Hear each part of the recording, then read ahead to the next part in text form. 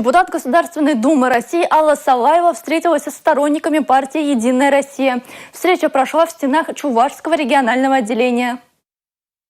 На встрече коллеги по партии из муниципальных округов Чувашии говорили о партийном проекте «Сторонники», о мероприятиях, которые нужно провести ко Дню Победы. Это традиционные акции «Георгиевская ленточка», «Никто не забыт, ничто не забыто», «Сад памяти», «Открытка Победы» и многие другие.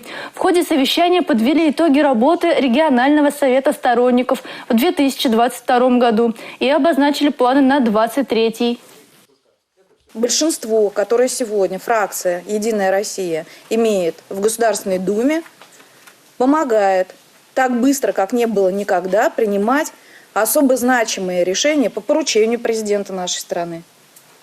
По той ситуации, которая сложилась сегодня на СВО. Если бы не было такой серьезной позиции нашей партии, как долго проходили бы вопросы жизненно важные. И о новых регионах, которые вошли в состав Российской Федерации. И о поддержке ребят, которые сегодня находятся на военной операции.